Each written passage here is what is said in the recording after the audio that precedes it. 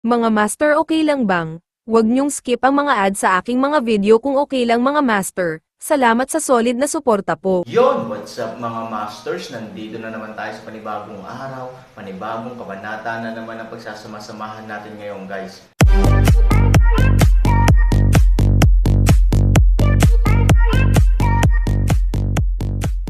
Bali mga masters, kung bago ka pa lang po sa aking YouTube channel, please click the subscribe button, lalong-lalo na po yung notification bell guys, para maging connected pa rin tayo sa isa't isa at maging updated kayo sa mga susunod ko pang video. Bali mga masters, bago natin umpisahan ng kwento ay mag-shoutout po muna tayo para sa mga solid nating tagapakinig. Shoutout kay Ronel Sano, shoutout kay Aiko May. Yun na nga mga masters, no? Bali hindi na ito patagalin. In 3, 2, 1, let's go! Ang sobrang showdown ay sumabog sa isang iglap. Sa sandaling iyon, ang buong mundo ay biglang nahulog sa isang super silent mode. Isang pagsabog ng puting liwanag din ang naging dahilan ng pagpasok ng buong mundo sa kaharian ng puting ambon. Napuno ng buzzing sound ang tenga at bumuhos sa utak. Para sa isang sandali, ang utak ng lahat ay tila sarado. Ang blood turtle ay ganito, at si Ivory at ang iba pa sa dalampasigan. Kaya lang kung wala ang cultivation base ng blood turtle, parang mas masakit ang tatlo. 1 minuto, 2 minuto. Lumipas ang 10 minuto. Ngunit para sa 3 tao at isang pagong na inatake ng blast wave, ang maikling 10 minutong ito ay tila 10 taon. Unti-unting huminto ang huni, at ang puting liwanag na nasa harapan niya ay nawala rin. Nang ang linya ng paningin ay ganap na nagsimulang umangkop sa paligid, ang dugong pagong na nasa dagat ng dugo ay nagulat nang makitang ang dagat ng dugo sa kanyang harapan ay nagbago ng kulay at kasing linaw ng liwanag nang imulat niya ang kanyang mga mata. Naramdaman din ni Ivory at ng iba pa sa baybayin na ang napakalakas na amoy ng dugo ay ganap na nawala, at ang dagat ng dugo ay napalitan ng dagat ng katahimikan. Ang mahinang malinaw na tubig ay napakalinaw na makikita mo ang ilalim. Ang buong espasyo sa ilalim ng lupa ay hindi na kasing dilim gaya ng dati, at hindi na ito kasing basa ng dati. Ito ay cool at cool, na nagpaparamdam sa mga tao na para silang nasa isang magandang lugar. Ito ay, hindi makapaniwalang tumingin si Scar sa eksenang nasa harapan niya, at nalugmok sa sobrang relax na kalagayan saglit. Malinaw ding nararamdaman ni Ivory na nawala ang pressure sa kanyang katawan, mukhang nagtagumpay si Han Sanchen. Oo, nagtagumpay siya. Bahagyang ngumiti ang pangalawang kapitan. Hindi tulad ni Ivory at ng dalawa pa, ang kanyang katawan ay hindi naalis sa pressure, ngunit ang kanyang katawan ay bahagyang umatras dahil sa pagkabigo ng Dragon Vein. Tumingin sa paligid, kalahati nito ay nandoon pa rin, ngunit kalahati ay ganap na nawala. Nabali ang ugat ng dragon, nararamdaman ko. Walang mas kapanipaniwala kaysa sa mga salita ng pangalawang kapitan, na may kaugnayan sa ugat ng dragon. Nang marinig ng dalawa ang sang-ayon na sagot mula sa pangalawang kapitan, saglit silang natuwa. 3,000 talaga ang nanalo niya. I knew it, kahit anong gawin ko every time, I just need to trust him, masayang sabi ni Ivory. Wala nang mas mahalaga sa mundong ito kaysa kay Han Sanchen. Siya ay hindi lamang makapangyarihan sa kanyang sariling isip, ngunit sa katunayan, siya ay ang tinatawag na kung ano ang maaaring hilingin ng isang asawa, ngunit ito ang kaso. Damn, the Lord is so fucking awesome. I heard that the Lord overthrew a Moyan ghost city by himself. I thought it was a rumor in the rivers and lakes, and it was inevitable that there's more bragging. Although I am sure of the strength of the Lord, but to be honest, in other words, hindi ko inaasahan na ganoon kalakas siya. Haha, it's really fucking overthrowing a city by one person. At sa pagkakataong ito, hindi ito isang fringe town tulad ng Moyan Ghost City, ito ay direktang Chanmobao. Bull. Naisip pa ni Scar kung gaano kaluwalhati para sa kanya na lumabas bilang subordinate ni Han Sanchen sa hinaharap. Matapos nitong ibagsak ang Demon Fortress, ang pangalang Han Sanchen ay maaaring hindi masasabing nakakatakot sa lupain ng mga demonyo, ngunit kahit papaano ito ay ganap na tama. Napakatalino ng master na iyon, hindi ba siya, isang general sa ilalim ng kanyang utos, ay may isang mahusay na reputasyon sa kanya. Damn, ito ay talagang mas mahalaga kaysa sa anumang bagay na magbigay pugay sa tuktok ng bundok. Sa dagat ng dugo, binuksan din ni Han Sanchen ang kanyang mga mata sa oras na ito. Sa malinaw na tubig, ang bato ay nasa 100 metro lamang ang layo mula sa Han Sanchen. Kaya lang kung ikukumpara sa ngayon, bagamat nandoon pa rin ang hugis ng batong ito ay tuluyan nang nawala ang kinang. Sa ibabaw ng bato, maraming mga bitek, tulad ng isang bato na natagalan ng maraming taon. Han Sanchen, isang malamig na inumin ang nagmula sa bato. Siyempre, pamilyar na pamilyar si Han Sanchen sa boses na ito. Sino ito? Si Han Sanchen ay nagkunwaring ganap na ignorante, at pagkatapos ay nanunukso, parang pamilyar, ngunit hindi ko alam kung sino ito sandali. Mukhang yung nakaaway ko kanina, pero hindi naman. Total, ang yabang na magsalita yung lalaking yun, na ang baba ng tingin sa mundo, sok-sok, ngayon ang boses na to. Ayaw, galit, lahat, parang bitter na babae, ibang-iba sa dati. So, hindi dapat iisang tao. Ang mga salita ni Han Sanchen ay hindi masyadong nakakapinsala, ngunit para kay Sombra, ang mga ito ay labis na nakakainsulto. Ang tinutukoy niya ay higit na halata kaysa ano paman. Gas para sa mukha ng dugo. Pagkatapos ng lahat, ang mga salita ni Han Sanchen ay talagang nakakairita. Lalo na para sa isang mayabang na lalaki tulad ni Sombra. Malinaw na dati, tinatapakan niya si Han Sanchen para maglaro ng casual, ngunit ngayon ay biglang nagbago ang lahat. Si Han Sanchen ay nakatayo sa pinakamataas na punto, ngunit siya ay naging isa na tinapakan ni Han Sanchen sa kalooban. Sa tuwing mayroon siyang kaunting panlaban, nakakaramdam siya ng walang katapusang mali siya. Han Sanchen, galit na sigaw niya, ngunit ito ay malinaw na ang ganitong uri ng pagsigaw ay walang silbi para sa anumang bagay maliban sa paglabas ng mga emosyon. Yo, ikaw talaga. Hindi pa rin sumusuko si Han Sanchen sa pagpatay ng mga tao, naririnig ko ang boses. Pero, sok-sok, hindi magandang maging mainit sa edad mo masakit sa atay. Nasaktan ko ang nanay mo, Han Sanchen, huwag kang masyadong lumayo. Okay, masyado na akong lumayo, muntik ko nang makalimutan, saan mo nakuha ang atay mo, at wala talagang makakasakit. Ngumiti si Han Sanchen. Ikaw, naiinip ang lalaki. Ano, yung talunang general, hindi ka pa ba nakontento? Binawi ni Han Sanchen ang kanyang ngiti at malamig na sinabi ng may pang-aalipusta.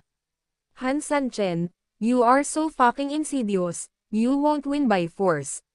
You guy, you just used the big formation of Chanmo Castle to continue your strength, otherwise, what qualifications do you have to win US? Si Han Sanchen ay mukhang aso, ano ang ibig mong sabihin? Ang iyong mga opisyal ng estado ay pinapayagang magsunog, at ang aking mga tao ay hindi pinapayagang magsindi ng mga lampara. Ito ay masamang loika. Kumuha ng isang grupo ng mga tao sa itim upang pagpalain ang mga ugat ng dragon sa iyong sarili, ngunit ito ay lumiliko na ang iba ay makakatulong din, at ang iba ay magiging walang kahihiyan.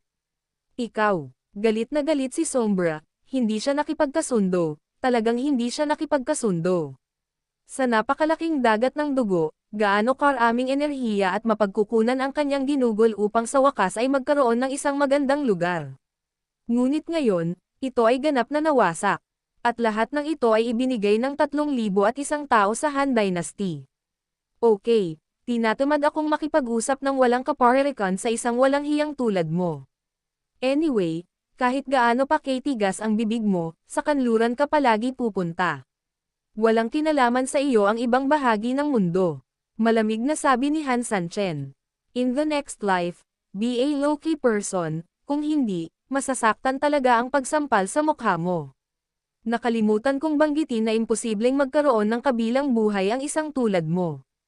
Hahayaan kitang mapuksa ngayon, din. Pagkaraang bumagsak ang mga salita, direktang itinaas ni Han Sanchen ang kanyang mga kamay, nagpaplanong ibigay sa kanya ang huling nakamamatay na suntok. Nang makita ang mga kilos ni Han Sanchen, ang lalaking iyon ay ganap na naalis sa kanyang galit.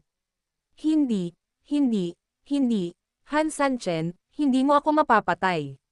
Napasigaw siya sa gulat. Wala na ang mga ugat ng dragon, maaari siyang bumalik, ngunit ang kanyang buhay ay wala na, kaya kung ano ang maaari niyang gawin muli. Bakit hindi kita kayang patayin? Sumimangot si Han Sanchen at sinabing, bakit Dahil nakipagkaibigan ka sa akin. O dahil guwapo ka. Han Sanchen, ang kapangyarihan sa likod ko ay lampas sa iyong imahinasyon. Kung maglakas loob kang patayin ako, tiyak na hindi ka pakakawalan ng kapangyarihan sa likod ko. Sa oras na iyon, hindi mo malalaman kung paano ka namatay. Don't think that you are invincible if you single-handedly challenge the Sky Demon Fort. Umikot ka lang sa tulong ng malaking formation sa syudad. At saka, kahit hindi mo ginagamit ang malaking formation at umasa ka sa sarili mong kakayahan para bumalik, so what? Kapag humarap sa mga puwersa sa likod ko, isa ka pa ring maliit na langgam. Ang ilang kapangyarihan ay lampas sa iyong imahinasyon. Malamig na ngumiti si Han Sanchen. Paanong hindi naisip ni Han Sanchen ang kapangyarihan sa likod niya?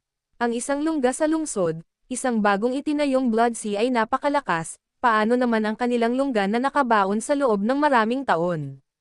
Hindi nang ahas si Han Sanchen na isipin, ngunit halos tiyak na ito ay ilang beses, kahit na daan-daang beses, mas malakas kaysa sa kasalukuyan. Bukod dito, ngayon ay umaasa ako sa kapangyarihan ng malaking porma sayon ng Chan Mobao upang magawang sirain ang mga ugat ng dragon dito ng napakahirap. Kapag sila ay nasa likod ng kanilang lungga, paano magkakaroon ng ganoong pagkakataon na ang malaking porma sayon ay makakatulong sa akin? Sa makatuwid, alam ni Han Sanchen kung gaano kahirap ang daan. Gayunpaman, ang ilang mga kalsada ay hindi mahirap lakarin, kaya huwag dalhin ang mga ito. Tinatakot mo ba ako? Naiinis na sabi ni Han Sanchen. I'm not threatening you, I'm just making a deal with you. How about it, interesado ka bang marinig? Sabi ni Heying. Ngumiti si Han Sanchen, pasensya na, hindi talaga ako interesado. Pero, pwede mo namang pag-usapan, at papakinggan ko lang. Ikaw, lalong nagalit si Sui Ying matapos siyang kulitin ni Han Sanchen. Ngunit kung iisipin mo ito ng seryoso, ano man ang mangyari, sa wakas ay kailangang sundin ni Han Sanchen ang kanyang sariling mga panuntunan sa pangangalakal.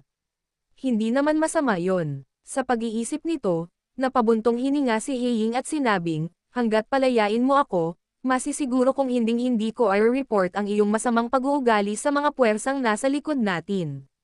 Sa kabaligtaran, kung ituloy ito ng mga nakatataas na awtoridad, hahanap ako ng paraan para matulungan kang magsalita ng maayos. Paano naman? Puff, nang marinig ito, talagang hindi napigilan ni Han Sanchen ang pagtawa. May sakit ka ba sa pag-iisip, o sa tingin mo may sakit ako sa pag-iisip? Ito ang tinatawag na deal. Sinira ni Han Sanchen ang buong Chanmo Castle. Hanggat hindi baboy ang ulo ng mga puwersa sa likod niya, tiyak na maghihiganti sila sa kanya. Paano makakatakas ang lalaking ito dahil hindi siya nagsumbong sa kanyang mga nakatataas? You fucking kidding, anong ginagawa mo? Han Sanchen, ang pinakamalaking koneksyon sa pagitan natin ng ating mga nakatataas ay ang mga ugat ng dragon. Hanggat hindi ako mamamatay, at ang hininga ng mga ugat ng dragon ay kaunti pa, kung gayon ang mga nakatataas ay walang makikitang mali dito. Samantalahin ang oras na ito, maaari kang lumayo dito, at kahit na maghanda ng mga depensa ng maaga. Hindi ba ito bargaining chip? Napangiti si Han Sanchen ng mapang-asar, masyado kang mataas ang tingin mo sa iyong backstage, at masyado mong minamaliit ang iyong mga kaaway. Kahit ngayon, mataas pa rin ang tingin mo sa iyong sarili. Sa totoo lang, kung natatakot ako sa mga puwersa sa likod mo, hinding-hindi ako makakagawa ng aksyon laban sa Chanmo Castle, naiintindihan mo ba? Ito ay isang bangkos lamang ng mabahong basura. Ako, Han Sanchen, ay hindi nakikialam. Pagkatapos ng mga salita, umiling si Han Sanchen. Originally, I should listen to the storyteller for your opinion, but I really didn't expect na mas boring pala yung mga gamit mo kesa sa storyteller. Pumunta ka sa impyerno. Sandali lang. Mabilis na sigaw ni Black Shadow. Nataranta siya. Kung dati, pakiramdam niya ay may chips pa siya sa kamay at hindi naman siya nagmamadali, pero ngayon, tuluyan na siyang nawala, dahil invalid na talaga ang mga chips na inakala niya. Mukhang malamig si Han Sanchen, mayroon ka bang huling mga salita? Sabihin mo sa akin, ano ba talaga ang gusto mong bitawan mo ako? You can make any request you want. Malamig na ngumiti si Han Sanchen, natatakot ako, hindi ninyo matutugunan ang aking kahilingan. Ito ay isang biro, Bilang isang matanda, hindi ko matutugunan ang anumang kahilingan. Gustuhin mo man ang ginto, pilak at alahas, o martial arts, o kagandahan at kapangyarihan, maaari kitang masiyahan. Hindi. Umiling si Han Sanchen, sa tingin ko hindi mo kayang bayaran ang gusto ko. Ano? Buhay ng tao. Malamig na sinabi ni Han Sanchen, gusto kong itanong sa iyo ang buhay ng hindi mabilang na mga inosenteng babae na inuusig mo, kaya mo ba sila? Han Sanchen, ikaw, go to hell, you don't have any qualifications to make any demands with me. As for reporting the letter, you can report it as you like. Kahit na, I can give you 20 seconds, so you can report it in advance. Han 3,000 paraan. Nang marinig ito, tuluyang nasaraan ng loob si Sui Ying. Makikita na si Han Sanchen ay hindi natatakot sa anumang puwersa sa likod niya. Kung walang bargaining chip, at hindi matugunan ang kahilingan ni Han Sanchen, malinaw na ang wakas. Hindi sinasadya ni Han Sanchen na makipag-usap sa kanya ng walang kaparirikan, at sa paggalaw ng kanyang kamay, direktang namuo ang apoy sa langit sa kanyang kanang kamay. Kayong mga bastard ay pumatay ng mga inosenteng tao nang walang pinipili. Ngayon, ang iyong kabayaran ay darating. Matapos mahulog ang mga salita, sa paggalaw ng kanyang kamay, mabilis na sumugod si Chanwo patungo sa bato. Sinamahan ng apoy mula sa langit, nagkaroon ng marahas na pagsabog, at ang buong itim na bato ay agad na naging abo. 2 lang sa mga graba ang nahulog sa mga kamay ni Han Sanchen. Ito ang ipinangako ni Han Sanchen sa pangalawang kapitan, at ang kailangan niya para sa Dragon Turtle sa ngayon. Ang Dragon Tortoise ay nag-transform din sa isang pagong na walang shell sa oras. Susunod, ano ang dapat kong gawin? Lumabas ka at tingnan mo, at malalaman mo. Mahinang sabi ng pagong na may dugo. Sa labas. Yun na nga mga masters, no? Bali panibagong kabanata na naman yung natapos natin ngayong gabi. Muli, maraming salamat po talaga sa walang sawang suporta po sa aking YouTube channel na talagang inaabangan nyo po ang bawat upload ko po. Bali mga masters, magkita-kita ulit po tayo bukas ng gabi at ngayon po ay magpapaalam po muna tayo. Bali mga masters, bye-bye!